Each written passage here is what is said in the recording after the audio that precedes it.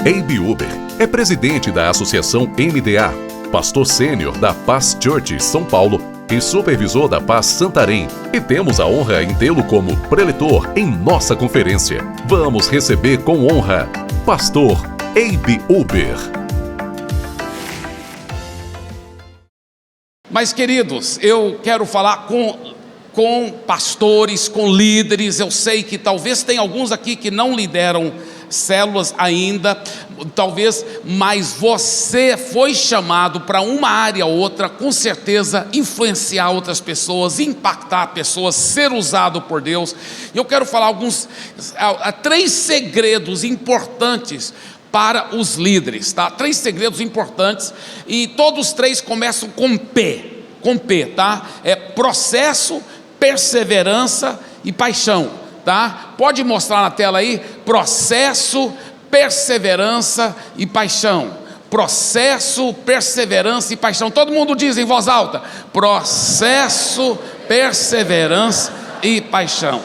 Então, aperte seu cinto de segurança, nós vamos rápido no processo aqui. Olha, Michael E. Gerber, guru da administração e autor do famoso livro O Mito do Empreendedor, disse o seguinte: para pessoas comuns fazerem coisas extraordinárias, um sistema, um modo de fazer as coisas é absolutamente essencial. Veja bem, pastores, líderes, você que é líder de life group, líder de ministério, você quer ver seu povo ser grandemente usado por Deus, é importante você entender que é importante um processo, é essencial ter um processo. O Steve Morrell, que escreveu o livro Wiki Church, que é um dos livros mais poderosos sobre crescimento de igreja que eu conheço, o Steve Morrell, ele começou praticamente do zero uma igreja extraordinária que hoje nas Filipinas é uma das maiores igrejas do mundo, não sei quantos, se não me engano é cento e tantos mil membros.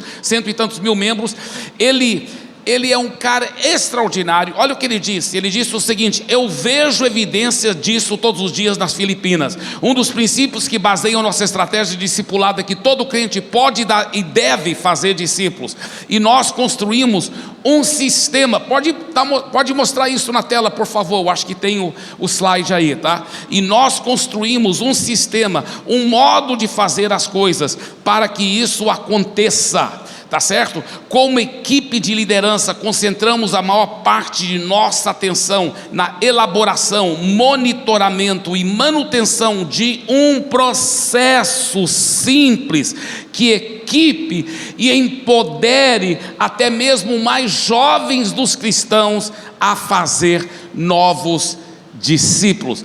Veja bem, gente, tem que saber o processo, você tem que saber qual é o trilho, você tem que entender isso, e como líder, você passa esse processo para todas as pessoas novas, tá certo? Então, só recordando rapidamente aqui o processo de discipulado da paz, na medida que eu vou falando, pode colocar os slides, tá?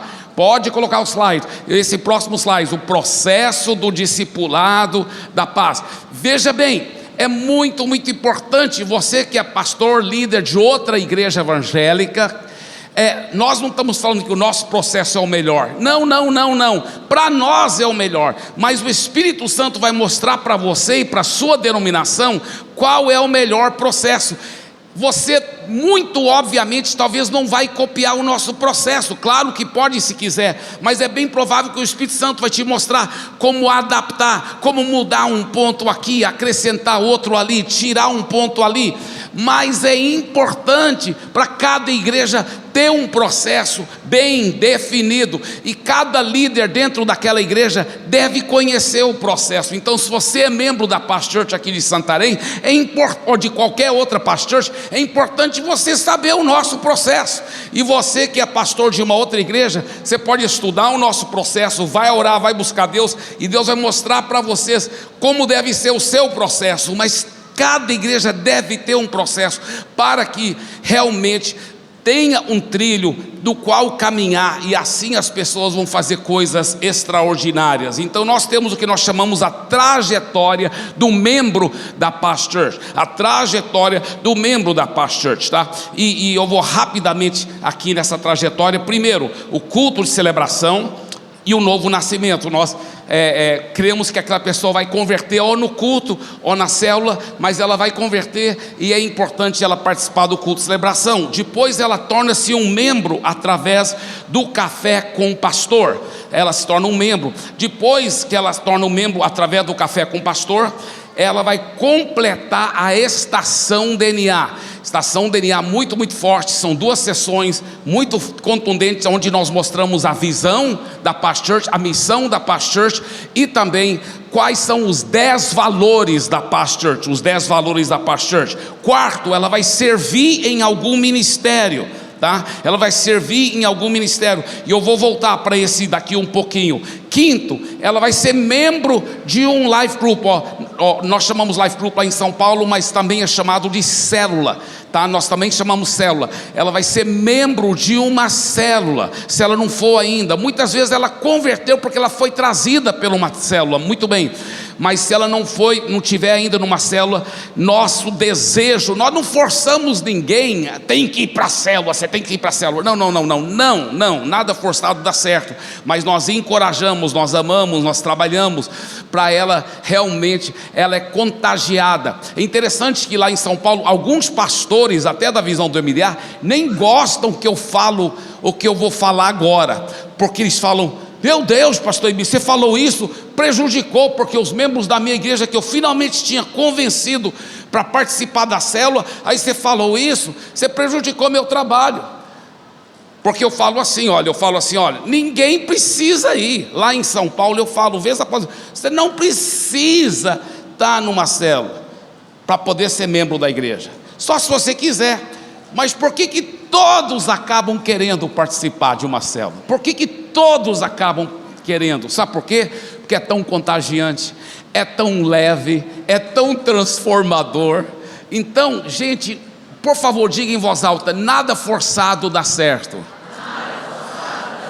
Gente, quando é leve, quando é contagiante, quando é atraente, é uma coisa tão maravilhosa que transforma a vida das pessoas. Eu poderia te contar muitas histórias, muitas mesmo, mas vou contar uma rapidinho. Tinha um empresário, um grande empresário, que lá em São Paulo ele já tinha participado de alguma outra igreja onde tinha célula e tudo, e ele viu muitas coisas erradas, e enfim, não só na área de célula, mas também na área financeira, naquela igreja. Ele acabou não congregando em lugar nenhum, mas a filha dele estava congregando nossa igreja, apaixonada por Jesus, e ela falou: papai e mamãe, vocês têm que participar dessa igreja, é maravilhoso. E ele gostava de ir nos cultos de domingo, ele gostava dos cultos, bem apaixonado mesmo, porque os cultos são muito atraentes, né? Só que ele falou: não, mas membro da igreja eu não vou me tornar, porque eu sei que a Paz Church é uma igreja em células, e eu não quero saber e tal. Aí o que acontece? Olha só o que aconteceu, que coisa interessante. A esposa dele foi fazer o café com o pastor, porque ela queria se tornar membro, e ela queria pelo menos a bênção dele, né? E ele falou: tá, vou te acompanhar, mas eu não vou me tornar membro. Só que lá no café com o pastor eu falei isso, eu desarmei ele, quando eu falei: olha, nós acreditamos nos princípios da célula, porque é um princípio bíblico da igreja na casa, mas ninguém é forçado a participar, só se você quiser.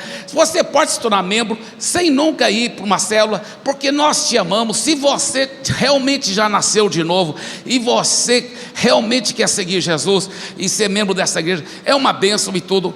Ele ficou ouvindo lá. Olha só, claro que eu expliquei também no café com o pastor os benefícios, como é contagiante, como é gostoso e como é bíblico participar da célula, porque nós temos uma santa conspiração de todo mundo, encorajar todo mundo, é claro, participar da célula, mas sem forçar a barra. Aí, quando eu falei tudo isso, que não era preciso, só se quisesse, ele falou: eu quero me tornar membro. A esposa dele até tomou um susto, porque ela pensou, ele não ia se tornar membro, agora ele quer, ele não, me dê os papéis aí que eu quero assinar tudo, eu quero me tornar um membro dessa igreja. Irmãos, por que ele quis tornar um membro? Porque não tinha que ir para a célula. Eu te conto, dentro de 2 semanas ele já estava participando da célula. nunca mais saiu da célula, é uma bênção e está ganhando tantas almas por Jesus. Deus está fazendo uma obra tão poderosa na vida dele. Diga, nada forçado dá certo. Gente, nós não estamos seguindo religião, nós estamos seguindo relacionamento. É com amor que as coisas funcionam, é com a conquista. Não é porque, não, tem que fazer, senão está errado, senão está fora da visão. Não é assim que funciona. Nós não estamos seguindo uma seita, nós estamos seguindo um relacionamento com Jesus. E é a coisa mais leve e mais gostosa que existe, é seguir Jesus. Aleluia, aleluia, aleluia. Glória a Deus. Aleluia. Olha para o seu vizinho e fala assim: essa vida com Jesus é maravilhosa. Sexta coisa no trilho, sexta coisa no nossa trajetória do membro da Paz Church é o que? Completar a classe da nova criatura. Diga, completar a classe da nova criatura. Sétima coisa, completar o livro de discipulado do acompanhamento inicial. Oitava coisa, batismo nas águas. E a nona, completar o trilho do discipulador. São 9 pontos para se tornar um trilho do para se tornar um discipulador. E nesse número 9 aí, tem esses 9 outros pontos para se tornar um discipulador. Mas é bem simples, é bem fácil, não é nada complicado e é bem explicado. Muito bem, aí o 10º, olha só o 10º, completar o trilho do líder de Life Group. Agora, note que esse aí tem um opcional, tem um parênteses opcional, sabe por quê? Nossa fé, sem forçar nada e encorajamento, é que todos os membros, mais cedo ou mais tarde, não tem que ser rápido, até porque alguns não estão prontos para discipular ainda, que são doentes emocionalmente. Nem é bom alguém estar doente emocionalmente, estar discipulando outra pessoa, porque ela fica possessiva, é meu discípulo, ninguém pode falar com ele porque é meu discípulo, que coisa feia. Então quando a pessoa está doente, espiritualmente, emocionalmente, ela nem deve estar discipulando ninguém. Às vezes ela está com vícios ainda que ela está vencendo, às vezes o casamento está tudo horrível, então ela nem deve discipular ninguém, né? A gente não quer qualquer um discipulando outra pessoa, mas se ela tiver uma vida, como o pastor Sabá falou, com maturidade, com uma certa estabilidade emocional, ela realmente já cresceu espiritualmente, ela passou por todos esses 9 princípios e também as qualificações para se tornar um discipulador, maravilha, ela pode então se tornar agora um discipulador, ela pode fazer discípulos. Isso é muito, muito lindo, sabe por quê?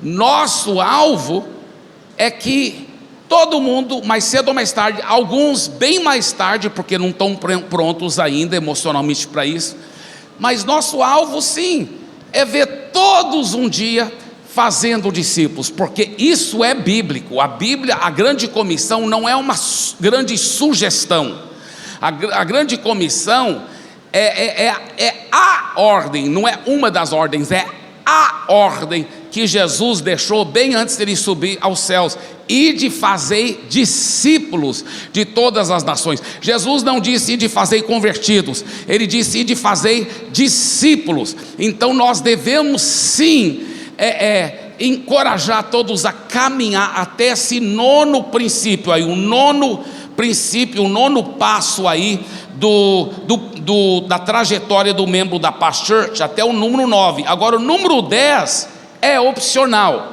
Qual é o número 10? Mostra aí. É se tornar um líder de célula. Por quê? Porque talvez nem todos tenham esse chamado. A ficha não tinha caído em mim, apesar de eu não falar que você tem que ser líder de célula, eu encorajava demais, eu passava a impressão que o ideal é que todo mundo se tornasse líder de célula. Hoje eu vejo que eu fui errado. Por exemplo, deixa eu te dar um exemplo. Às vezes tem um empresário aqui que ele está ganhando muita alma para Jesus, só que ele não tem muito chamado para liderar. Ele é um auxiliar de um outro empresário, e os dois juntos estão ganhando muito. Aí você fala para ele: você não tem vontade de liderar? Ele falou: não, eu abro a minha casa, eu preparo cada lanche legal, eu com o meu líder de célula, que é o irmão João aqui, nós dois estamos ganhando tantos empresários para Jesus. Eu amo auxiliar a ele, e eu não tenho essa vontade de ser líder de célula, mas eu sou muito chamado por Deus, eu estou ganhando tantos outros empresários, tantas outras pessoas para Jesus, e eu amo trabalhar com o João, porque nós dois juntos já multiplicamos muita célula, nós somos uma bênção para a glória de Jesus. E escuta bem, eu estou sendo muito usado por Deus, porque eu ganho muitos para Jesus, e eu discipulo também muitos poderosamente, e tenho visto muito fruto permanente. Mas eu não tenho esse chamado para ser um líder de célula. Agora, eu teria coragem de falar para um cara desse: não, você tem que ser líder de célula, para você ser respeitado dentro da Paz Church, você vai ter que ser líder de célula. Isso é muito errado. Isso é muito errado, gente, muito errado.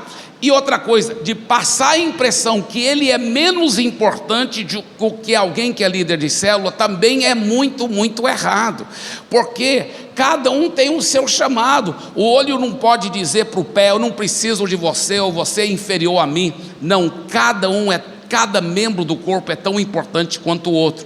Então esse 10º é opcional. Agora, deixa eu só mostrar uma coisa que vocês já devem ter ouvido eu falar na Terça Life Internacional, e com certeza o pastor Luiz, o pastor Luciano e os outros pastores aqui já compartilharam com vocês, por isso que eu não vou ocupar muito tempo nisso, mas são as 5 cadeiras. Essa primeira cadeira aqui é a cadeira do convidado. A gente não chama visitante, a gente não fala assim: quantos visitantes nós temos aqui? Quantas pessoas estão nos visitando hoje aqui no culto? Não, nós não falamos isso. Sabe por quê?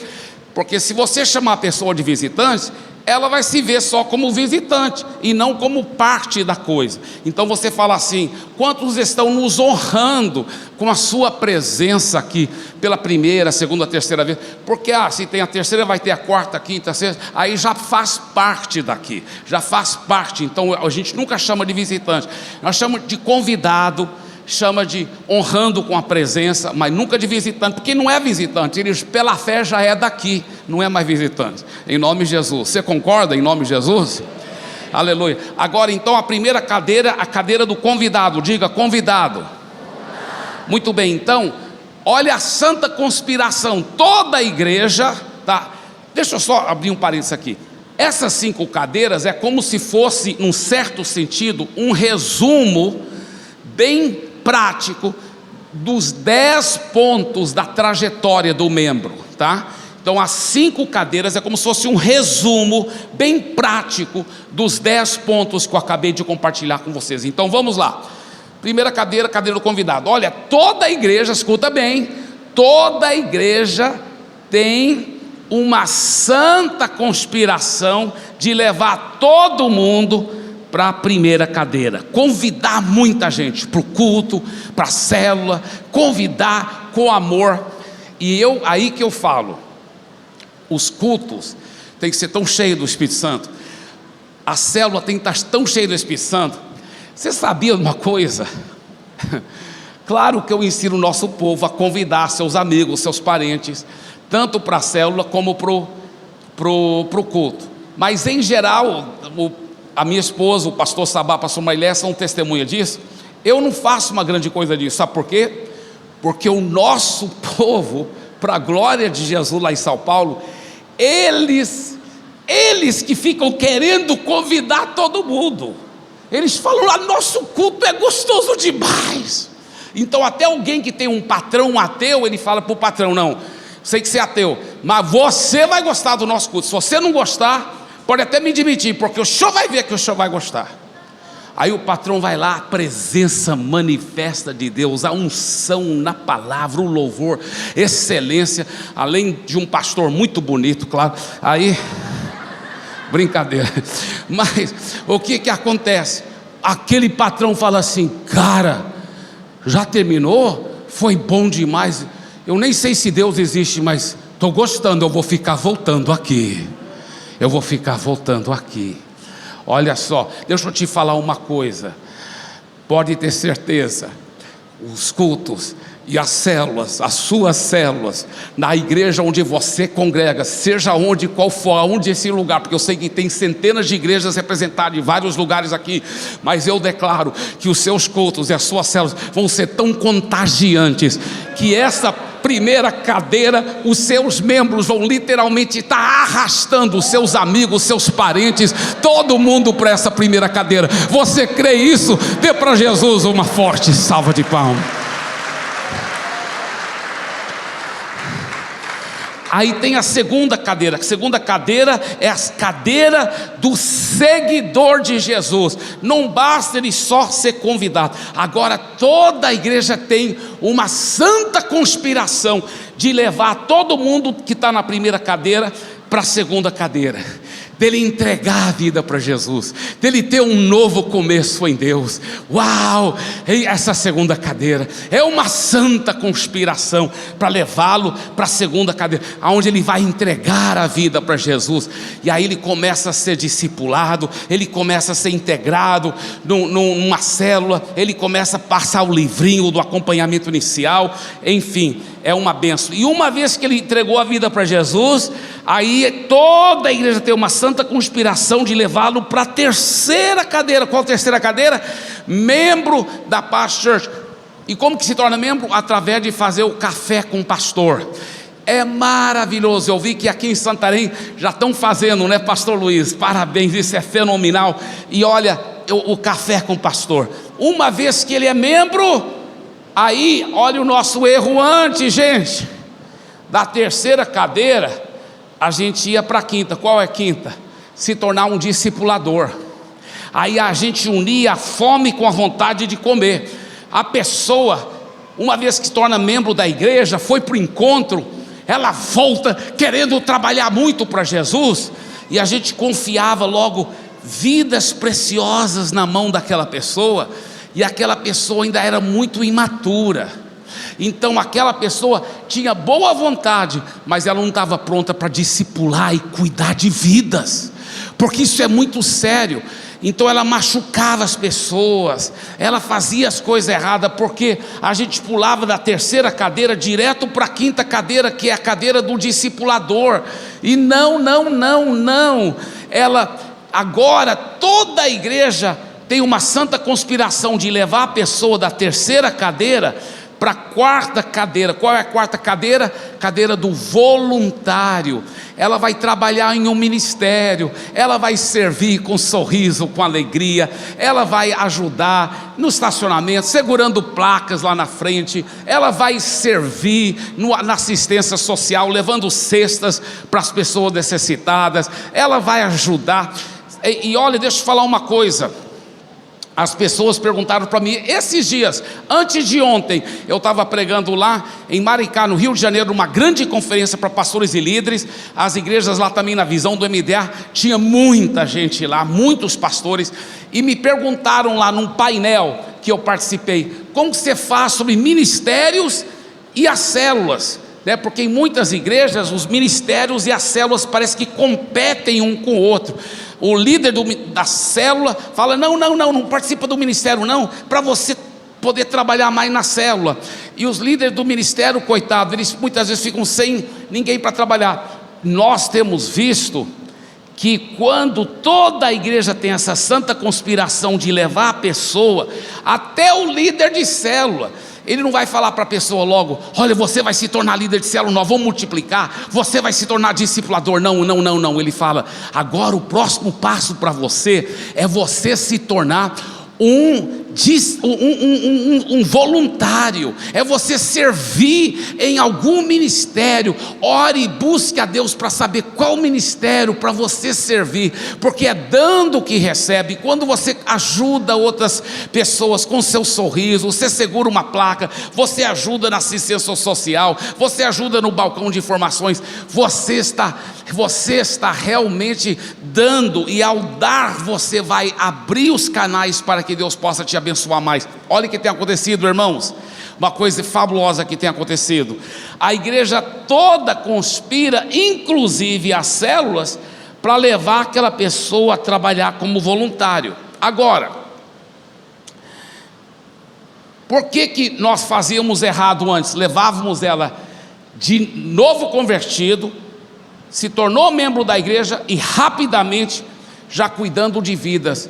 Não era bom para ela até, não era bom para ela, porque a pessoa deve passar pela fase de servir primeiro, de dar a sua vida. Você fala, mas eu não quero cuidar de coisas, limpar a cadeira, ajeitar a cadeira, segurar a placa. Meu irmão, se você não for fiel em saber cuidar bem de coisas, você nunca vai ser fiel em saber cuidar bem de vidas. Mas quando você for fiel e dedicado, cuidando bem de coisas, aí Deus vai capacitar você para um dia poder cuidar bem de vidas. Você entende isso? Em nome de Jesus. Então a quarta cadeira é tão importante, e a quinta cadeira, ser um discipulador para a glória de Jesus. Muito bem, agora, segundo P é perseverança. Diga perseverança. É bom a gente aprender a mobilizar as pessoas para fazer as coisas, mas muito melhor é motivar. Escuta bem, é muito importante aprender, não só mobilizar o seu povo a fazer coisa, mas é importante você aprender a motivá-los. O que é motivá-lo? Motivar é levar, pode mostrar, muito bem, já está mostrando, parabéns. Motivar é levar os seus liderados a fazerem o que é melhor para eles e para a organização, porque eles realmente querem fazer isso. Veja bem, seus liderados, eles querem fazer a coisa certa, mas eles precisam de um líder que vai motivá-los e levá-los, influenciá-los a fazer aquela coisa certa, que vai ser melhor para eles e melhor para a igreja, melhor para a sua célula, etc. Agora, mobilizar é bom, motivar é melhor, mas melhor ainda é inspirar. Inspirar é um passo ainda na frente do que o motivar. A palavra-chave para motivação é motivo. Existe um motivo e você vai mostrar o motivo. É algo que empurra. Inspirar, porém, tem como raiz em espírito. Em espírito. Diga em espírito. Tá? Então é tirando algo do espírito da pessoa. Motivar é algo exterior, empurrando a pessoa no bom sentido da palavra.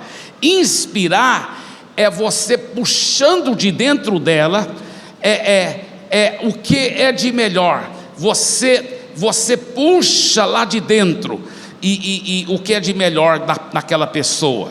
Agora, foi feito um estudo, escuta bem, daquela grande multinacional IBM, de 1.700 CEOs em 64 países diferentes, e uma das 3 qualidades mais importantes dos líderes é a habilidade de inspirar as pessoas. Uma das 3 qualidades mais importantes de um líder é saber inspirar as pessoas.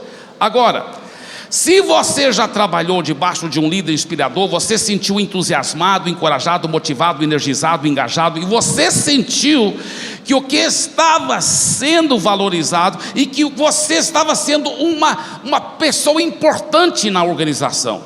Agora, escuta bem, todos podemos crescer nesta área. Em uma pesquisa relatada no Economist Intelligence Unit, menos do que metade dos líderes concordam com metade dos liderados concordam que seus líderes são inspiradores. Olha que coisa triste. Menos do que metade dizem: meu líder é inspirador. Que pena. Se ser uma pessoa inspiradora é um dos maiores segredos para você poder ser um bom líder, e menos do que metade diz: o meu líder é inspirador. Então, como Como se tornar uma pessoa inspiradora, tá? Como se tornar uma pessoa inspiradora? Escuta bem, uma pesquisa mostrou que liderados, pode mostrar isso, muito obrigado. Uma pesquisa mostrou que liderados que dizem que são inspirados, produzem pelo menos o dobro do que os liderados que dizem que estão simplesmente satisfeitos com a liderança que Deus tem colocado sobre eles. Olha só, é bom ter um liderado que fala, eu estou satisfeito com o meu líder. Mas quando um liderado diz, eu sou inspirado pelo meu líder, ele produz pelo menos o dobro. Olha só. Então você que é líder de célula, líder de ministério, pastor, você quer ser uma pessoa inspiradora. Você fala, como que eu posso ser uma pessoa inspiradora? A Bain Research descobriu que tem 33 características que realmente inspiram os liderados. Mas sabe qual é a característica principal? A principal, a que mais inspira o liderado, é quando tem um líder centrado. Um líder centrado. O traço que mais inspira os liderados é o líder ser centrado. Em outras palavras, ele sabe para onde está indo e ele mantém o foco lá, e com amor e carinho e perseverança ele vai levar a pessoa naquela direção. Isso é tão importante. Agora, tem uma ilustração que vocês da Terça Life Internacional talvez já ouviram, mas vale a pena dar essa ilustração de novo, porque eu achei ela fenomenal. E dizem que é uma história verdadeira, mas não tenho certeza se é. É de um menino que lutava judô, e ele, um acidente de carro, perdeu o braço esquerdo, tá? O braço esquerdo foi tão mutilado que foi preciso amputar o braço esquerdo. Agora, apesar da amputação, o mestre de judô concordou em continuar treinando o garoto, mas ele concentrou todo o treinamento em um só movimento extremamente difícil. Agora, os especialistas em judô já me falaram que é verdade, que existem alguns movimentos no judô que são tão difíceis, que para ficar bom mesmo você tem que treinar anos e anos e anos. E esse mestre se concentrou nesse um movimento super difícil. E o próprio menino falava, depois de muito treino, horas e horas, e dias, e semanas e meses, e falou, mestre, nós não vamos aprender outro treinamento, outro movimento não. O mestre falou, não, quero que você fique perfeito nesse um movimento. Aí chegou o dia da grande competição, do grande campeonato. Quando o menino, sem nenhum braço esquerdo, chegou lá para lutar contra o primeiro, lá nas primeiras camadas da divisão, todo mundo ficou com pena dele, esse vai perder rapidinho. Mas que nada, ele foi ganhando, subindo, chegou na semifinal, todo mundo falando, o que é isso? O menino de um braço só está ganhando todo mundo. Ganhou na semifinal, aí era final. Só que era final, era com um grande campeão. O cara era uma sumidade, e todo mundo falou, não, agora não tem jeito, agora ele vai perder. E aí veio a luta, ele quase que perdeu, mas de repente, pum, ganhou. Ele ganhou, mas foi um estardalhaço mundial, aqueles aplausos, todo mundo. Aí depois foram entrevistar o mestre, falaram para o mestre, qual foi o segredo? Ele falou, primeiro lugar é o seguinte, é que esse menino realmente ele dominou um dos movimentos mais difíceis em toda essa arte marcial que se chama judô. Ele dominou um dos movimentos mais difíceis. A segunda razão é que a única defesa contra esse movimento é que o oponente tem que agarrar o braço esquerdo do cara, e ele não tinha braço esquerdo para agarrar.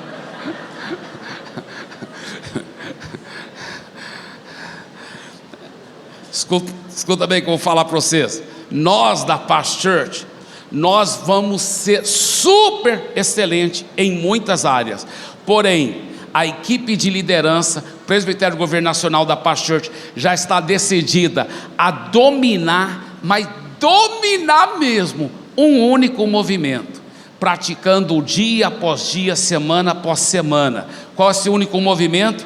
É aquilo que o Steve Murrell diz: o único movimento que nós comprometemos a dominar é este, um processo de discipulado simples, bíblico e transferível.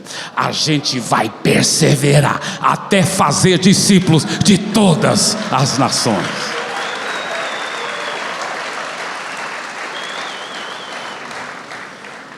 Paixão, diga paixão. Eu estava esperando essa, porque essa aqui é a minha favorita de todas as três. Diga processo, perseverança, paixão. Todas as três começam com P. De novo, processo, perseverança, paixão. Agora todos nós juntos, vamos lá, 1, 2, 3. Processo, perseverança, paixão. Escuta bem, se tem uma coisa que é um grande segredo que faz toda a diferença de fazer uma igreja crescer e multiplicar em qualidade e quantidade, fazer uma célula crescer e multiplicar em qualidade e quantidade, de fazer um trabalho explodir, é a paixão. É a paixão. Olha a triste realidade que está acontecendo nos Estados Unidos. Escuta bem, o Brasil tem a tendência de seguir muitas vezes a igreja americana. A igreja brasileira muitas vezes tem seguido a igreja americana, não só nas coisas boas, mas muitas vezes nas coisas negativas. Olha o que está acontecendo nos Estados Unidos. As pesquisas mostram que lá nos Estados Unidos 20% das pessoas que se chamam cristãos congregam, só 20%. E até essas que congregam, muitas vezes congregam muito pouco, porque já é considerado alguém que congrega, se congrega só 3 vezes dentro de 8 semanas. Em outras palavras, só 19 vezes por ano é considerado alguém que congrega. Nós vamos falar por que esse grande problema, mas vamos continuar. 40% só que dizem que leem a Bíblia. Não, perdão. Dos cristãos, 40% dizem que leem a Bíblia só uma vez por mês ou menos. Aliás, muitos desses 40% admitiram que raramente leem a Bíblia, outros disseram que nunca leem a Bíblia. O Phil Cook, que faz parte lá do Global Kingdom, é um grande jornalista e um grande mestre na comunicação, ele disse o seguinte, ele até escreveu um livro baseado nessas pesquisas muito forte. Ele disse, eu estou traduzindo direto do inglês, porque aqui minhas anotações está em inglês aqui, mas vou traduzir aqui. A maior ameaça para o cristianismo americano, nesse século em que vivemos, não é o islamismo radical, não é o levante do secularismo, e nem é o ateísmo, nem são as clínicas de aborto, e nem a comunidade gay, e nem os juízes da extrema esquerda marxistas. A maior ameaça para a igreja e para o cristianismo americano são os próprios cristãos americanos. Cristãos sem paixão, cristãos sem vida transformada, cristãos só de boca para fora, na vida normal vive como qualquer outro, cheio de problema, cheio de pecado, dormindo com a namorada, vivendo uma vida totalmente não transformada. Esse tipo de cristão não atrai ninguém para Jesus, não é um apaixonado, e ele vive derrotado. A maior ameaça para o cristianismo é o cristão relaxado, mundano, sem paixão por Deus. Eu estive agora, eu e a minha esposa, e também o pastor Paulo Jeff, pastor Rebeca, na Turquia, visitando as 7 igrejas do Apocalipse. E ao estar lá, eu comecei a fazer uma investigação mais profunda. Irmãos, minha vida foi muito impactada. Escuta bem,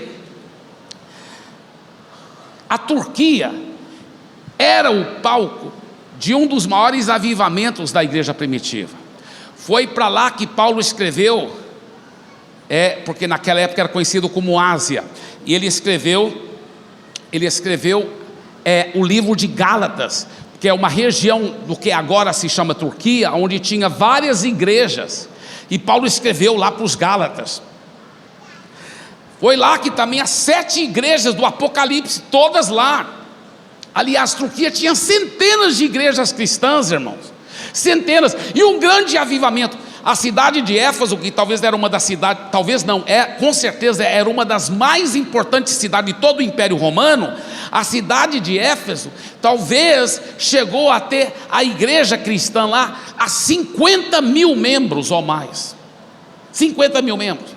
Irmãos, Turquia sofreu um avivamento tão grande que houve uma época que 90% do que agora é chamado de Turquia se consideravam cristãos, 90%. Hoje, escuta bem, hoje sabe o que? Praticamente todo mundo lá é muçulmano. Olha os números agora, lá na Turquia. Os números atuais, hoje tem mais do que 85 milhões de habitantes. Nós ficamos impressionados, né, amor e Paulo Jeff Beck? País lindo, lindo, paisagem linda, cidades modernas. Era 90% cristão.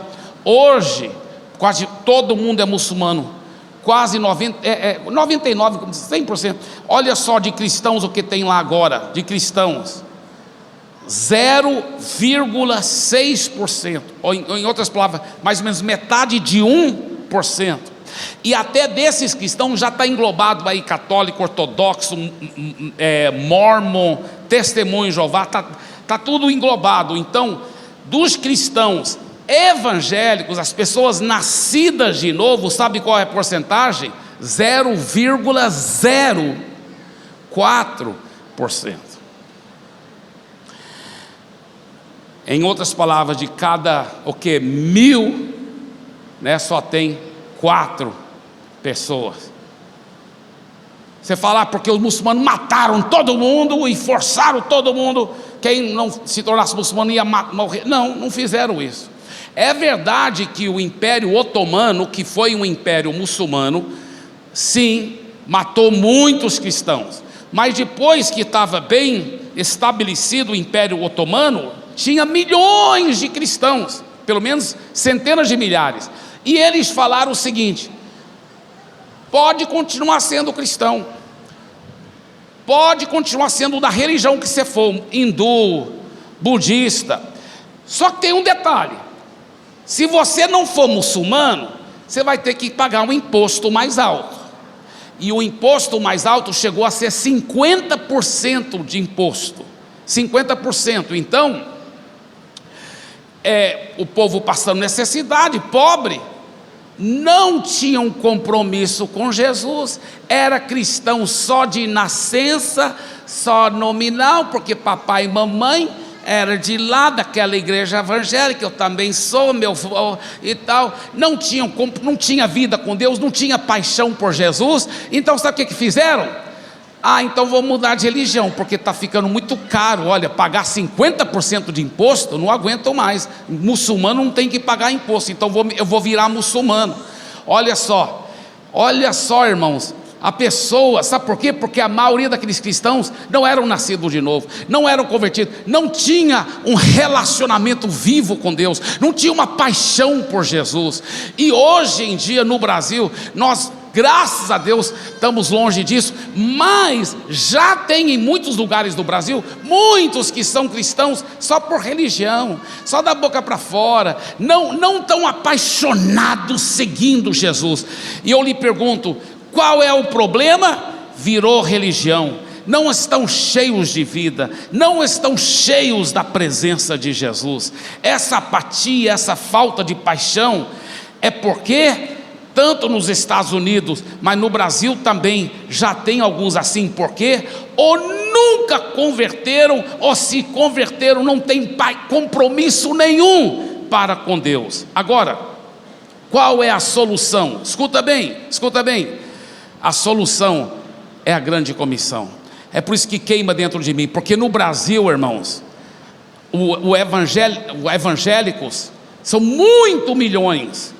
É como se fosse um rio super largo, mas dessa fundura, olha, só de 15 centímetros de fundura. Por quê? Porque no Brasil foi feito muitos convertidos, mas poucos discípulos. E Jesus nunca disse ir de fazer convertidos, Jesus disse ir de fazer discípulos. Então mostra de novo a solução, a grande comissão. A grande comissão, todo mundo diga: a grande comissão é fazer discípulos, meu irmão. É fazer discípulos. Todos nós somos chamados a fazer discípulos. Deixa eu te falar uma coisa: cada um tem que encontrar a sua praia, sua missão específica. Aquilo que o pastor Sabá estava falando é muito importante. Você tem que encontrar o seu chamado específico. Mas, independentemente da sua praia específica, da sua missão específica, escuta bem, eu lhe garanto que se você já entregou a vida para Jesus, você já tem uma missão, a missão mais contagiante, a missão mais poderosa, a missão mais apaixonante que existe, que é a missão de fazer discípulos, de ganhar vidas e cuidar bem delas. Aleluia. Você tem esse chamado, você tem esse chamado de fazer discípulos. Olhe para o seu vizinho e fala: você tem esse chamado de fazer discípulos. Escuta bem, líder. Um bom líder, escuta bem o que eu vou dizer, ele tem que ser apaixonado por fazer discípulos, por ganhar vidas e cuidar bem delas. Mas apaixonado mesmo, escuta bem. Um bom líder, ele vai se cercar de uma equipe, escuta bem o que eu vou dizer, ele vai se cercar de uma equipe de liderança que em muitas áreas os membros da equipe dele são bem melhor do que ele, bem melhor. Se ele for um bom líder, vários membros da equipe dele são bem melhores do que ele em muitas coisas, tá? Então a sua equipe muitas vezes é bem mais capacitada do que você. Isso é bom, isso mostra que você é um bom líder. Mas o bom líder nunca pode ter, ele sempre precisa ser a pessoa mais apaixonada da equipe dele, com mais paixão. Se ele quer ser um líder bom, ele tem que ser o mais apaixonado, ele tem que ser o que tem mais paixão. Deixa eu te falar uma coisa: quando nós assumimos uma paixão pela grande comissão, não vai faltar energia na nossa vida. Não existe alguém apaixonado em que falta energia. Falam de pessoas que têm muita energia e pessoas que têm pouca energia, mas na realidade isso é uma falácia. Na realidade é alguém que tem muita paixão pelo que faz e nunca falta energia para ele. Os que têm pouca energia é porque eles têm pouca paixão. Algumas pessoas têm tão pouca paixão que já morreram, só ninguém descobriu ainda, tem que oficializar. Mas graças a Deus que nós seguimos um Cristo que ressuscita os mortos. Amém? Escuta bem, a apatia só pode ser vencida pela paixão. Pessoas nobres são motivadas por uma comissão, uma grande comissão de fazer discípulos. As pessoas que não são tão nobres, elas são movidas por desejos e inclinações. O Kenneth Hildebrand disse o seguinte: os grandes sucessos na vida são resultados de um fogo no interior. Diga: fogo no interior. Deixa eu falar uma coisa: a paixão te leva na frente da multidão. A paixão faz com que você vai fazer a diferença. A paixão faz com que você se destaca, quebra todos os paradigmas. A paixão faz o que para os outros seria impossível, mas para você, pela fé em Jesus, tudo se torna possível. A paixão te leva a fazer o sobrenatural em Deus. A paixão te leva a fazer as coisas que você no natural não poderia fazer, mas a paixão te leva a fazer isso. A paixão te destaca, te leva para um lugar de destaque. E eu quero terminar dizendo o seguinte: a paixão faz com que você se torne uma pessoa intensa. Uma pessoa intensa para com Deus. Diga, uma pessoa intensa para com Deus. Colossenses 3:23 diz: tudo o que fizerem, façam de todo o coração, como para o Senhor e não para os homens. Sabe, eu nunca vou esquecer, uma vez eu estava ouvindo um pastor lá de Hong Kong, ele falando: vocês brasileiros são um povo que vão poder dominar o mundo com a obra missionária, porque vocês têm uma paixão brasileira muito linda. Ele disse: eu gosto, ele gostava quando ele vinha para o Brasil de assistir um jogo no estádio, porque ele gostava de ver aquela paixão, todo mundo gritando. Ele falou: vocês brasileiros são apaixonados em tudo que vocês fazem. Ele disse: vocês têm que levar essa paixão para dentro da igreja, para as coisas de Deus.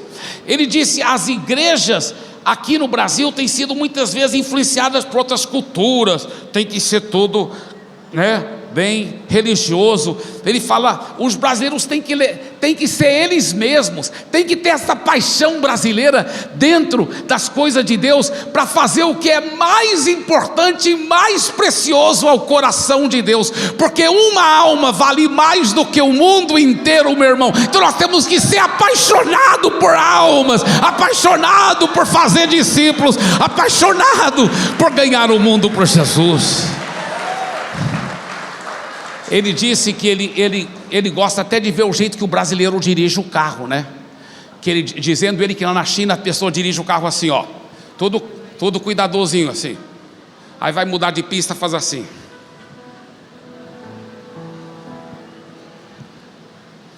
Ele falou que o brasileiro não, cada um quer ser um Ayrton Senna. Até quando ele dirige é apaixonado. Dizendo ele que até o locutor de rádio, o locutor de rádio lá na China é assim, olha, dizendo ele, não sei se é verdade.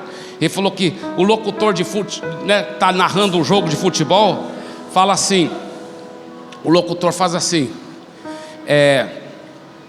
e o fulano passou a bola para o ciclano, e o ciclano passou a bola para o Beltrano, o Beltrano driblou um, driblou dois, chutou, e foi gol.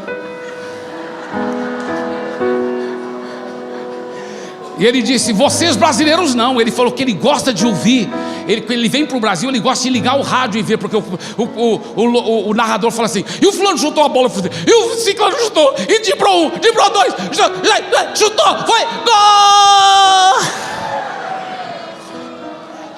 Deixa eu te falar uma coisa, meu querido. Deixa eu te falar uma coisa. Vai estar chegando a Copa aí, eu vou torcer para o Brasil, quero que o Neymar faça muito gol. Mas deixa eu te falar uma coisa, escuta bem o que eu vou dizer aqui. O que é um gol? Já pensou o que é um gol? O que é um gol? É uma bola de couro que passa por 3 postes assim num gramado. Um gol já libertou alguém. Um gol já libertou alguém das drogas? Já restaurou uma família que estava toda destruída, um casamento que não prestava? Restaurou de verdade? Não. Um gol, por mais que ele seja maravilhoso, ele já fez um aleijado andar. Um gol já restaurou um casamento, sim ou não? A pergunta mais importante: um gol já ganhou uma alma eterna, que antes ia para o inferno, agora vai para o céu eternamente? Não. Deixa eu te falar uma coisa. Meu irmão, não existe nada mais emocionante da missão que nós estamos envolvidos. Não é só ganhar alma não, porque no Brasil muita gente convertido, mas se chegasse o imposto de 50%, não, vou virar muçulmano então. Porque não é convertido coisa que nada, é crente conversado, convencido. Não é convertido, sabe por quê? Porque ninguém discipulou. Por isso queima dentro de mim, e deve queimar em cada um de nós. É fazer discípulos. Nós vamos ver o Brasil transformado de dentro para fora, porque vão ser discípulos, pessoas transformadas. E eu vou te falar uma coisa: Deus está fazendo algo grande, Deus está fazendo algo poderoso e transformador. Eu vou te falar uma coisa: Jesus está marcando o gol todo dia. Vidas estão sendo transformadas, casamentos estão sendo transformados, jovens estão sendo libertos das drogas, da imoralidade. Deus está fazendo um milagre, e nós vamos ficar lá assim: amém, amém, pastor, glória a Deus. Não é só porque é meu jeito. Na hora da Copa, se o Brasil faz um gol, então você só faz assim: gol. Meu irmão, eu quero te falar, nós temos que ser intenso para Deus, nós temos que ser apaixonados por Deus. Eu vou fazer o seguinte: fique em pé, por favor, fique em pé.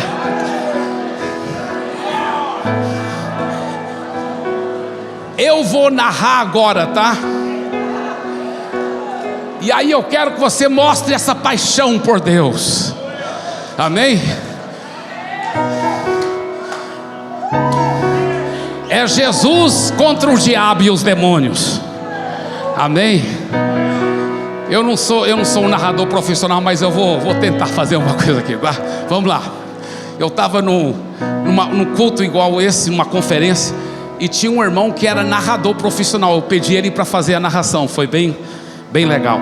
Mas de repente Jesus entrou em campo. Aleluia.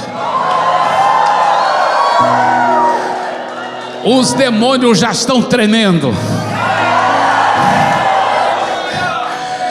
Jesus pega a bola e vai driblando um demônio de divórcio.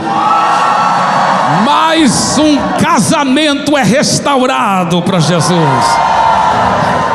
Ele driblou agora 3 demônios de vícios, e mais pessoas são libertas de vícios, de pecados.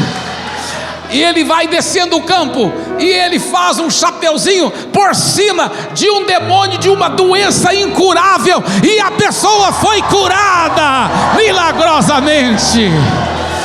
E chegou perto do gol, e os demônios e o diabo falaram: não, esses ele nunca vai ganhar, esses nunca vão converter, esse é duro, esse não vai converter. Mas ele mira e ele chuta, e agora, se for um gol, sabe o que acontece? É que milhares estão nascendo de novo, milhares estão convertendo, e a bola vai bem na gaveta.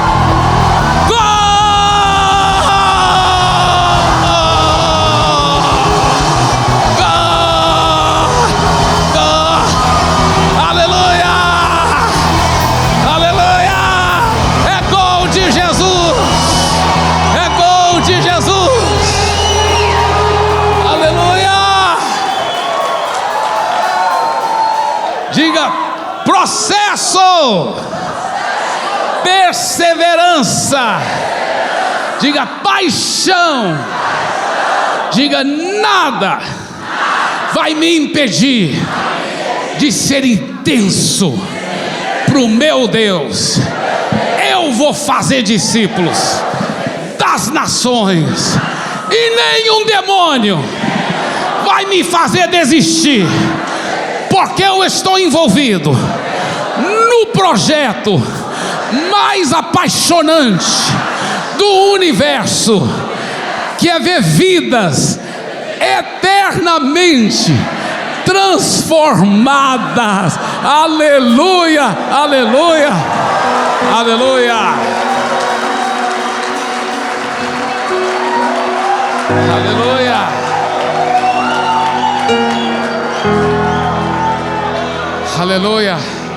Levante as suas mãos e diga assim: Senhor Jesus, com a tua ajuda e pela tua graça, eu vou levar a sério os processos para equipar e treinar um grande exército de discipuladores. Eu vou também ser um líder centrado, perseverante nesse processo. Nada vai me impedir. Eu serei centrado, perseverante. Isso vai inspirar meus liderados a levarem a sério o fazer de discípulos, e pela tua graça, de toda a minha equipe, eu vou ser o mais apaixonado, o mais intenso, ganhando vidas, cuidando bem delas, fazendo discípulos das nações. E eu declaro: isto é só o começo. Amém, e amém, e amém. Deus abençoe.